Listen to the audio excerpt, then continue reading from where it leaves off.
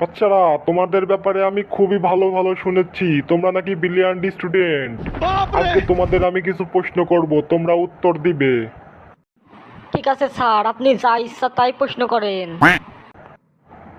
আচ্ছা ঠিক আছে, তাহলে শুরু করা যাক। হ্যাঁ স্যার, শুরু করেন। How are you? ও, আপনি হাওয়াই মিষ্টি খাওয়ার কথা করছেন? ও তো আমি ল্যাংটা কাল থেকেই বাদ দিয়ে দিয়েছি, যখন এই টুমটুমি প্যান্ট পরার আগ থেকেই বাদ দিয়ে দিয়েছিলাম। স্যার, এই ফাও প্রশ্ন না করে একটা ভালো প্রশ্ন কন। আচ্ছা ঠিক আছে, আরেকটা প্রশ্নের উত্তর দাও। আচ্ছা বলো, হাউ ডু ইউ মানে কি? আরে স্যার, এই বিষয়ে কোনো কিছু বলাই লাগবে না, কারণ আমি হাডুডু খেলায় খুবই এক্সপার্ট। একবার আমাদের গ্রামে খেলা হয়েছিল স্যার, আমি আর আমার দাদা খেলছিলাম। আমি বহুত চেষ্টা করলাম কিন্তু কাউকে ধরতে পারিনি, লাস্টে আমার দাদার শোল মাছটা ধরে ফেলাইলাম স্যার।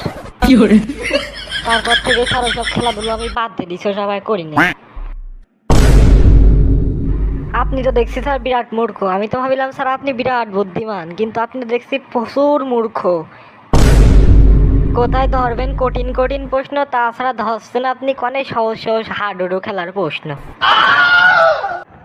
এবারটা যদি তুমি খারাপ উত্তর দাও তাহলে তোমাকে আমি কান ধরে বাড়ি পাঠিয়ে দেবো। ঠিক আছে স্যার, বলেন। আমি যদি এবার প্রশ্নের উত্তর না দিতে পারে তাহলে আমার নাম আর সুইপার খান নয়, আমি আমার নাম বদলিয়ে রেখে দেব। আচ্ছা ঠিক আছে, বলো তো বাংলাদেশের সব থেকে বুদ্ধিমান ও ইন্টেলিজেন্ট ব্যক্তিকে? আরে স্যার, আপনাকে বলেছেন না এরকম সহজ প্রশ্ন আপনি আমাকে ধরবেন না, এটা একদমই সহজ। বাংলাদেশের সব থেকে বুদ্ধিমান ও ইন্টেলিজেন্ট ব্যক্তি হলো টাকলা মুরাদ। টাকলা মুরাদই সব থেকে বুদ্ধিমান। কিভাবে বুঝলে তুমি বাংলাদেশের সব থেকে বুদ্ধিমান প্রাণী হলো টাকলা মুরাদ?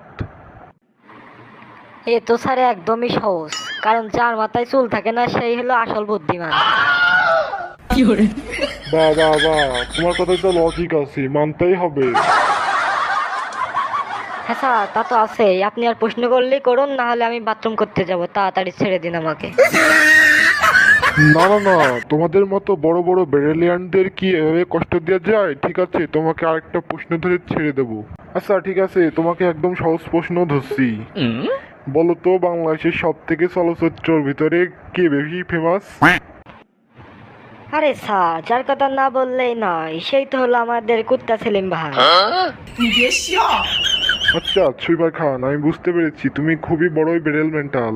ঠিক আছে, তুমি আজকে যেতে পারো। আপনাকে অশেষ অশেষ thank you sir, thank you.